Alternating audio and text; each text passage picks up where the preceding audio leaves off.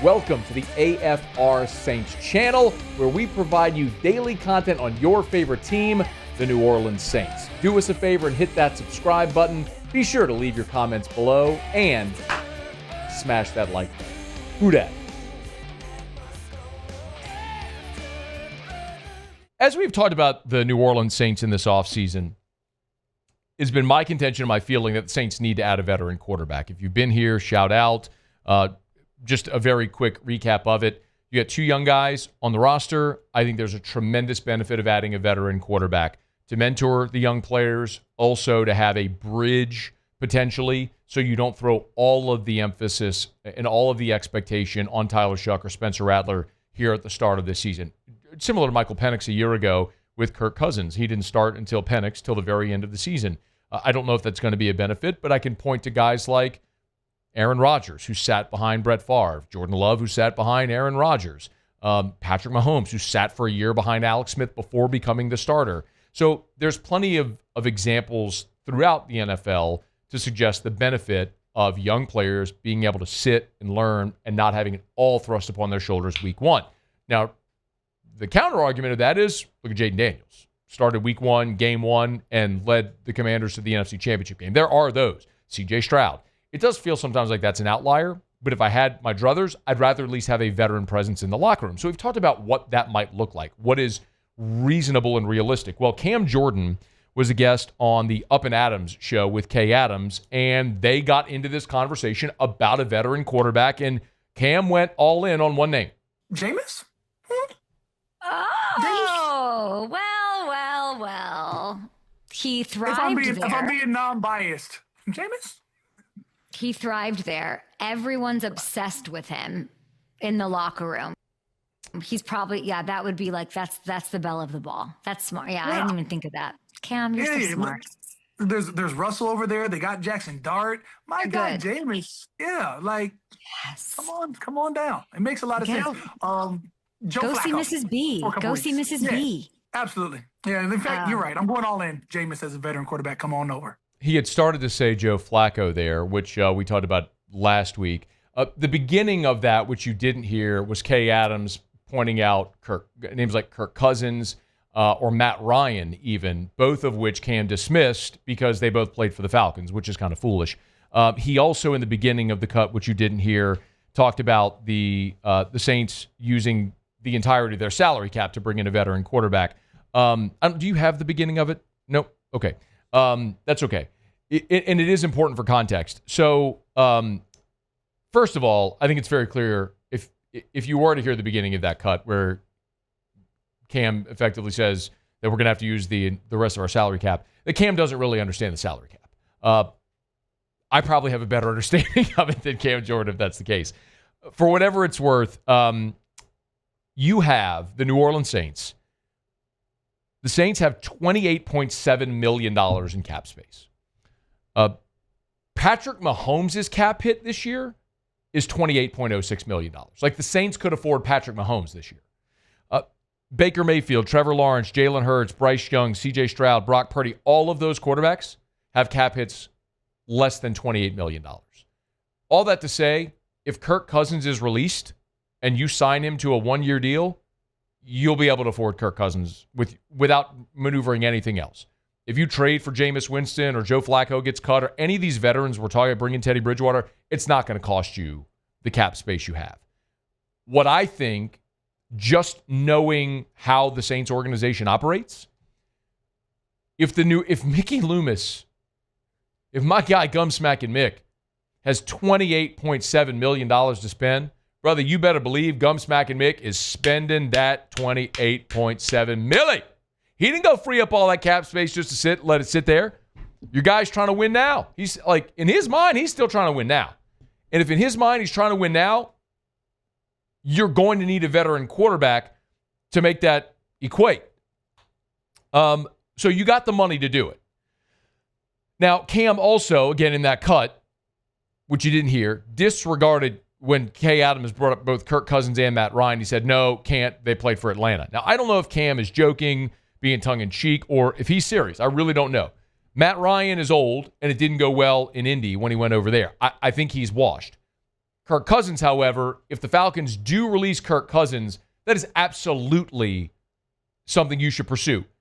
With Aaron Rodgers now locked in with the Steelers, the Saints are really the only spot that would make sense for Kirk Cousins. I guess maybe Indy could make a play, but the Saints would make the most sense if Kirk Cousins wants to go somewhere to be a starter, and if the Saints still want to try to make a run to win now.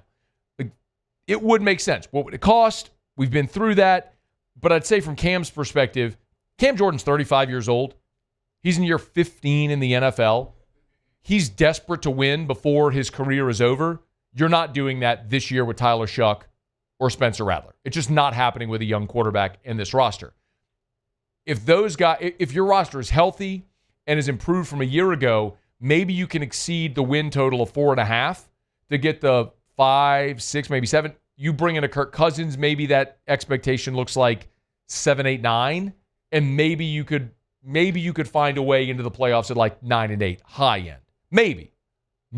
But that's like your only shot if it happens that way. So I can't believe that Cam would just discredit Kirk Cousins because he played for the Falcons. Anyway, that might just be Cam joking. The Jameis part of it, I love. Because if you bring in Jameis Winston, who, by the way, is under contract with the Giants. Remember, he signed as a free agent. They also signed Russell Wilson, and they drafted Jackson Dart. They got all three of those guys. Highly unlikely that all three of those guys are still with the team throughout the year. If Russ is going to be the starter and they're giving Dart an opportunity to learn under a veteran guy, Jameis would conceivably there be the odd man out. It is my contention that, and I feel this way, the New Orleans Saints are winning nothing of significance this year. Vegas has their win total at 4.5. With Derek Carr, it was 5.5. So understand, with Derek Carr, it was 5.5. Your veteran quarterback, you were 5.5 over under.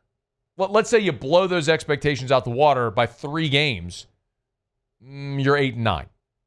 It just, your roster isn't very good. Jameis isn't going to change that. But it checks all the boxes I'm talking about. Number one, he's a great team. Here's Cam Jordan. Talk like in a previous interview. Cam Jordan talking about Jameis Winston. You got Jameis, who only sees positive uplifting. You could be losing, winning. It's still the same Jameis, even kill. And you can win with consistency. And he's consistently going to uplift his teammates. So you can bet on that. And, I mean, that's just something that's in him. You don't teach that. That was Cam Jordan. Alvin Kamara on why, when Jameis was with the Saints. Alvin Kamara on Jameis. Y'all know Jameis, he excited as hell to be back. Foaming at the mouth, like hyperventilating. But, that's why we love Jameis, because he a baller. He loved the game, and, he wants us to win so bad. Chris Olave on why he loves Jameis Winston. Man, I feel like he doesn't take a day for granted or a second for granted, and that's who he is. He stays positive, always has positive words spread around. And I feel like he's going to be ready for the moment. I don't even know who Benny Fowler is, but Muse found an audio bite from Benny Fowler, who apparently played with the Saints during the COVID year, and he talked about being with Jameis for 1 year. I loved Jameis as a teammate, when we were down in New Orleans. I mean, he was incredible. Number one, he's going to be the first person in the building. He's trying to beat Drew there or whoever it may be. He's going to be in that film room. And what he brings to practice, just incredible positive energy. But we're going to win this game. Or I'm going to throw this ball. And then whatever the play is in the huddle, if he likes his matchup, that's who he's throwing the ball to. Like, hey, I'm coming to you. I like you on this route. So all that to say, Jameis would be a huge fan favorite. His teammates love him. He's great in the locker room. He's a veteran player who checks the box of what I've been talking about. A veteran player who could be your starter to bridge the gap to your younger guys, take some of the pressure off of them early. They could learn from him, watch him, a guy who was a number 1 overall pick, who faced the humility of not being re-signed by the team that drafted him, took the humble approach of sitting behind Drew Brees to learn and grow, went through the adversity of when he was starting for New Orleans, then tore his ACL while the team was 5-2 and leading the division. Dude's been through a lot, man. He's got a lot to share, and people love him, and he's great in the locker room. Would I want Jameis? Yes, 100%. Now, you're not winning with Jameis. You're not winning anything of significance. But would I want Jameis? Absolutely. And the other part of it, when you think about what you could get, what you would have to give for Jameis, probably a day 3 pick. I mean, you're probably talking about like a 5, 6, or 7 for Jameis Winston on a 1-year deal, yes, I would give the Giants maybe even a future, like a 27 day 3 pick for Jameis. I mean, the Pittsburgh Steelers gave Chicago a bag of rocks and a cup of beans for Justin Fields, who was a first-round pick. Jameis is sitting here as your number 3, a backup in New York. If they could get anything for him, I think you'd take that asset. So I love the idea of trading for Jameis if New York is willing to part with him in this situation. Or maybe he ends up being cut and he's an opportunity for a sign at a later point. I mean, the one downside is that weirdo one-of-one guy would be back hounding everybody in New Orleans about why Jameis is the best quarterback ever and he keeps getting screwed. Like, that would be the one bad side, is that weirdo coming back around here like he's been Cleveland's problem, now he's the Giants' problem. But I'd take it if it meant providing a little bit of a parachute for my young quarterbacks as they learn and grow and develop. I think Cam's onto it, man. Might be for the wrong reasons. You ain't winning this year. But yeah, have an opportunity to go trade with the Giants and bring Jameis back. 1 year affordable deal. Yeah, I'm all in on that. Hey, thanks so much for watching. Please leave your comments. I love to interact. And be sure to hit the red subscribe button below.